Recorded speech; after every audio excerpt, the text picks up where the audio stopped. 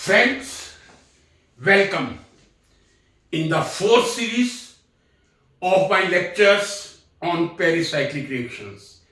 Myself, Professor C.P. Bhasin, former Senior Professor of Chemistry, Hemchandracharya, North Gujarat University, Patan, Gujarat. In first lecture, I did explain what are pericyclic reactions. And that lecture, about 25 minutes, 27 minutes, was exclusively about the background of the pericyclic reaction. In second and third lecture, I did explain the importance of orbital, molecular orbital, not how we decide the node in a molecular orbital, either ethylene molecule or 1,3-butadiene. In my fourth series of lecture, this is fifth series, in my fourth series of lecture, I did speak about electrocyclic reaction.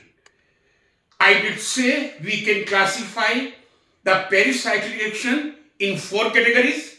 First is electrocyclic reactions, second cycloaddition reaction, third is sigma-tropic rearrangement, and fourth is group transfer reactions. So, in earlier lecture, I started electrocyclic reaction and I did say that may continue for 2 or 3 further lectures. So, what are electrocyclic reaction? I will repeat what I did speak about electrocyclic reaction in my early lecture. Such type of reaction which under the thermal or photochemical energy. And I feel big a pardon. In that lecture, probably at 2 places, instead of photochemical, by mistake, I spoke mechanical. But the students who are learning pericyclic, they may understand if thermal is there, certainly photochemical will be there. But that was not a wise step to repeat the whole lecture, so I apologize. Whenever you find mechanical, kindly substitute it by photochemical, right? Now I will define such type of reaction which under the influence of thermal or photochemical energy, acyclic polyenes are converted into cycloalkenes or cycloalkenes vice versa are converted to acyclic polyene. I took 2 types of typical example, 1,3-butadiene. When 1,3-butadiene is either treated photochemically or thermally, that goes cyclization to form cyclobutene. What happened in that reaction? 1,3-butadiene has 2 pi bonds. One pi bond forms sigma bond between 1 and 4th carbon, and another pi bond changes its position. Another example I took, 1,3,5-hexadiene. When you treat 1,3,5-hexadiene, either thermally or photochemically, that is converted into 1,3-cyclohexadiene, cycloalkene one sort of. So 1,3,5-hexadiene treated either thermally or photochemically gives 1,3-cyclohexadiene. In 1,3-hexa-5-triene, 3 double bonds are there. 1 pi bond makes sigma bonds between terminal 1 and 6 carbon, and 2 pi bond change their position. Then I did say that this is the stereochemistry. Once again I will say, all pericyclic reactions are highly stereospecific and stereoselective. So whenever you have to see the stereochemistry, you cannot take simple 1,3-butadiene 4-pi system or 1,3,5-hexadiene 6-pi system. You have to put some substituent on terminal carbon. Suppose I put 2-methyl group on terminal carbon, that become 2,4-hexadiene. This is a structure. What I did say, this is simply butadiene. You see, if I remove these methyl group to 1,3-butadiene, but for sake of stereochemistry, I have attached 2 methyl group here. Okay, when methyl group is attached, the numbering will be from methyl groups. This is now 5 carbon skeleton. This is cis trans 2,4-hexadiene. And in my previous lecture, very elaborately, I did say how we decide cis trans cis trans. By starting the example of simple cis trans 2-butene.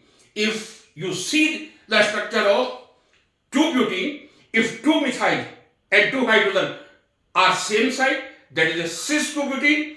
If methyl are opposite, hydrogen are opposite in transposition, that is trans 2 butene. So if I see this structure, these two hydrogen, they are on the same side, so this is cis. But in this side, you see these hydrogen, two hydrogen, they are in transposition. So this is cis trans 2,4-hexadiene. Just yesterday in our previous lecture, I did explain very clearly. When it is treated thermally, it goes cyclization. Just I did say, when 1,3-butadiene is treated, that is converted into cyclobutene. But now two methyl groups are there, so it is converted into cis 3,4-dimethyl cyclobutene. In this isomer, you see, this is hydrogen, this is hydrogen. These both hydrogen are opposite, these are opposite. So this is trans, again second is trans 2,4-hexadiene, right? In this case, this was cis, so I wrote cis. This was trans, I wrote trans. In this case, they both are trans, they both are trans. So this is trans 2,4-hexadiene. When I take trans 2,4-hexadiene, that is converted into a cyclic compound, that is trans 3,4-dimethyl cyclobutene. In this, both methyl group are on the same side, so this is cis 3,4-dimethyl cyclobutene. Both the methyl and hydrogen are at trans position, so this is trans 3,4-dimethyl cyclobutene. Now the question arises. I did say these are stereospecific and stereoselective. When I take cis trans 2,4-hexadiene, that will give cis 3,4-dimethyl cyclobutene. When I take trans, that will give trans 3,4-dimethyl cyclobutene. This is stereospecific reaction. Now,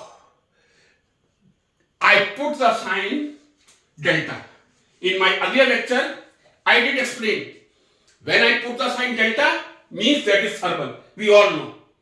So I can say, whenever I treat cis trans 2,4-hexadiene thermally, that is converted into cis 3,4-dimethyl cyclobutene. If I treat trans 2,4-hexadiene thermally, that is converted in trans 3,4-dimethyl cyclobutene. So these are thermal reaction. Cis trans 2,4-hexadiene is converted into cis 3,4-dimethyl cyclobutene. Trans 2,4-hexadiene is converted into trans 3,4-dimethyl cyclobutene. Now you see very carefully. If I treat this cis trans 2,4-hexadiene photochemically, you see very carefully, instead of thermally, if I treat cis trans 2,4-hexadiene, I take the reaction photochemically, then the product will be reversed. That will not be cis. Thermally you are getting cis, but photochemically you will get trans 3,4-dimethyl cyclobutene.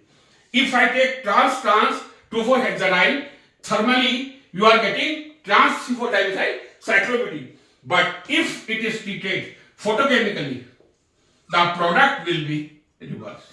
Now in this case you see trans 2,4-hexadiene, which was giving thermally trans 3,4-dimethyl cyclobutene, photochemically that will give cis 3,4-dimethyl cyclobutene.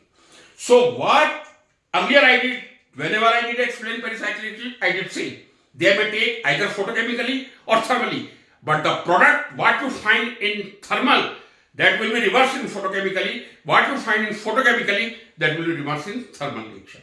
Right? This is an example, electrocyclic reaction. Suppose I put two methyl group on 1,3-butadiene skeleton. You see thermally that is converted into cis 3,4-dimethyl cyclobutene. But when it is treated photochemically, that is converted into trans 3,4-dimethyl cyclobutene. Trans 2,4-hexadiene, I treat thermally, right? I get trans 3,4-dimethyl cyclobutene, but photochemically, that is converted to cis 3,4-dimethyl cyclobutene. Question arises, why this reversal is there? What you get in photochemically, that is reversed in thermal, or what you get thermal, that reversed in photochemically. This is a very beautiful, what should I say, the beauty of stereospecific, stereoselective, or stereochemistry of pericyclic reaction, which made these reactions, I am telling you, very, very important. And for this importance only, in 1981, Hoffman and Shukui was awarded Nobel Prize. But meanwhile, I am rubbing this board. Woodward also contributed, as I did say in my first lecture, as Hoffman. Both were from Harvard University, but Woodward was deceased. His death took place in 1979, and posthumously, the Nobel Prize cannot be awarded. So in 1981, Woodward was deprived from the Nobel Prize. Now, how I can explain? The product is reversed photochemically. For that, I have to see the symmetry of orbital. That's why I did take 2 lectures exclusively to explain knots and this orbital. Just that it will take a few minutes to draw. Then we can understand very easily why the product is reversed.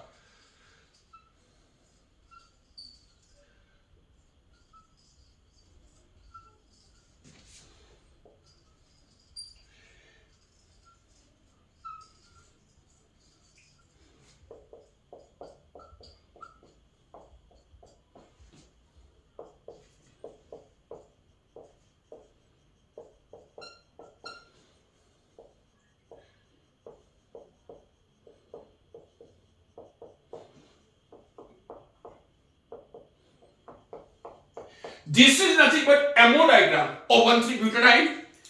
Who did my videos on particularly second and third? They must be familiar how this formation of 4 molecular orbitals of 1,3-butadienes are formed. Just I will repeat in very brevity. This is 1,3-butadiene, CH2CH, CH, CH2. This is 1,3-butadiene. So there are 2 pi bonds, right? And there are 4 electrons. These 4 are undoubtedly unhybrid orbitals. These unhybrid orbitals overlap perpendicular to the plane of the 1,3-butadiene to form 2 pi bonds. As skeleton is 4 carbon, 4 lobe we are looking. This is psi 1, this is psi 2, this is psi 3, this is psi 4. And this is non-bonding energy level. Non-bonding energy level. So the orbital psi 1 and psi 2, they are much more stable than 1,3-butadiene. But psi 3, psi 4, I can put the star also because these are anti-bonding. Psi 3, psi 4 are much less stable than the 1,3-butadiene. These 2 are bonding, these 2 are anti-bonding. Now, how many electrons I did say in 1,3-butadiene? How many pi electron obviously? There are 4 pi electrons. 2 pi, 2 pi, 4 pi. Now I will fill the electrons. If I follow the Obey or Hund's rule, this is the electronic configuration. So I can say ground state configuration. Ground state configuration of 1,3-butadiene. Agreed? This is ground state. Because there is no any excitation, we have 2 bonding. All the 2 bonding psi 1, psi 2, each having 2 electrons, and 4 electrons are accommodated in bonding orbital. So the electronic configuration will be psi 1 2, psi 2 2. That's all. There are 2 electrons in psi 1 and 2 in psi 2. Now I will introduce another 2 terms. Here only I should rub this to get some space. One term is homo, another is LUMO. Very much we should be familiar with this. Homo and LUMO. What is homo? That is highest occupied molecular orbital. Highest. highest occupied molecular orbit बन गया LUMO, LUMO, that is lowest unoccupied orbital. Two terms you should remember forever: HOMO and LUMO. HOMO is highest occupied molecular orbital. LUMO is lowest unoccupied, जो occupied नहीं है, unoccupied molecular orbital. Suppose I see 1,3-butadiene side, either why I should write this side to understand. This is psi12 and psi22. You are looking 2 electrons in psi1 and 2 in psi2. Carefully, which is the highest occupied molecular orbital? How many molecular orbitals are there in 1,3-butadiene? There are 4. 1, 2, 3, 4. 4 molecular orbitals are there. 2 are occupied, 2 are unoccupied. Clearly you are looking. These 2 are having 2 electrons, no scope for third electron, and these are totally unoccupied. There was no any need because we were having 4 pi electron in 1,3-butadiene system. So which is highest occupied molecular orbital in 1,3-butadiene? HOMO in 1,3-butadiene. Highest occupied in 1,3-butadiene. Highest. This is also occupied, but this is lowest occupied. We have to deal with highest. This is the highest occupied molecular orbital. So I can say the HOMO in 1,3-butadiene is psi2. Please look it carefully. Because there are 2 occupied orbitals, psi1, psi2, we don't need the lowest. Highest. Which is the highest? We are looking 2 electrons in psi2. That is highest occupied molecular orbital. No confusion. Now we come to another term, lowest unoccupied molecular orbital, LUMO.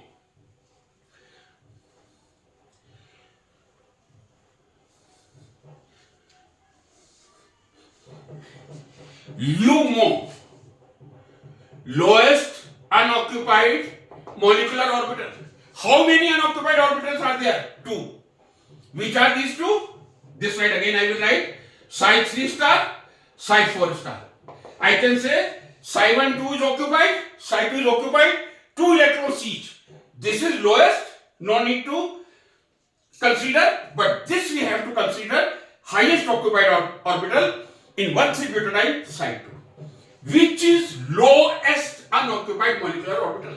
Suppose I ask the question, how many unoccupied molecular orbitals are there?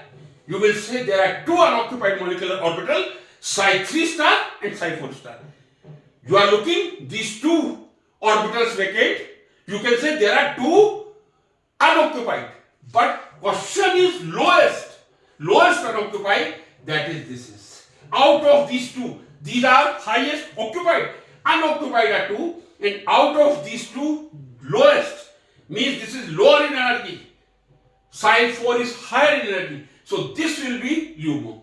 So please understand, HOMO and LUMO. HOMO means highest occupied molecular orbital. LUMO means lowest unoccupied molecular orbital. Right friends? Which is the HOMO in 1,3-butadiene? psi2. Which is the LUMO in 1,3-butadiene? psi3 star. But this is the position in thermal reaction.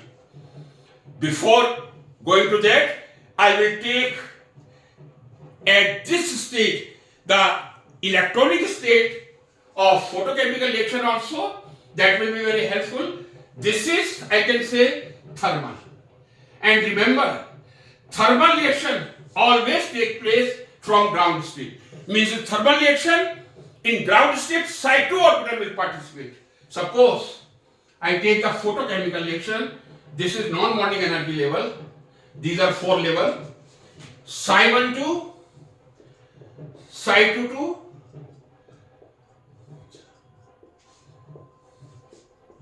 psi3 star, nothing to write 1, no need. Now, suppose the reaction is photochemical. Remember one thing, thermal reaction always takes place from ground state. But all photochemical reaction, they take place from excited state. excited state. This is ground state. In this also this is looking ground state. But what will happen in excited state? Suppose you give some photochemical energy, one electron from psi 2, that will go to psi 3. This is the excited state. This is the excited state configuration of 1,3-butadiene. Clear? In ground state, psi 1 to psi 2, 2. There was no energy. All thermal reaction takes place through ground state. But photochemical reaction takes place from excited state. What is excited state? In excited state, the electron from highest occupied molecular orbital, not from psi 1. Psi 1 is the lowest.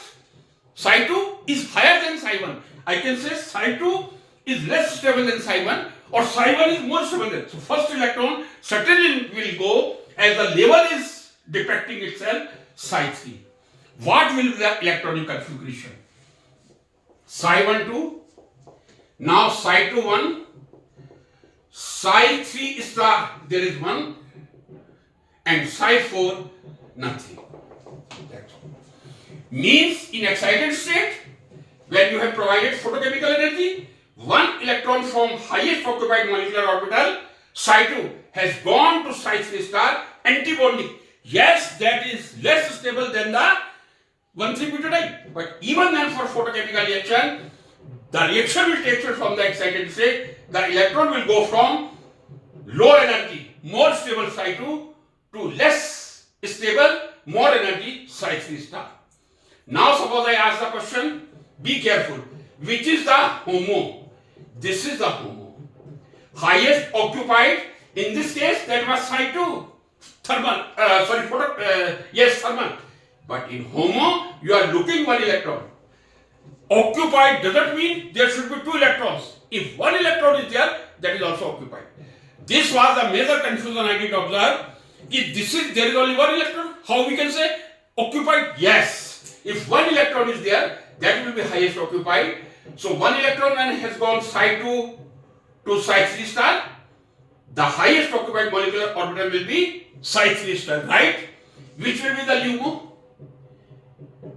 LUMO, lowest unoccupied molecular orbital in excited state. Certainly, lowest unoccupied, there is only one level, and that will be LUMO. So in thermal state, HOMO is psi 2, LUMO is psi 3. In photochemical, HOMO is psi 2, but LUMO is psi 3.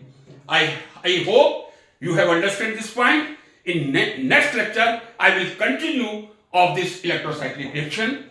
Thank you very much, friends. If you like, please like, share, and comment in the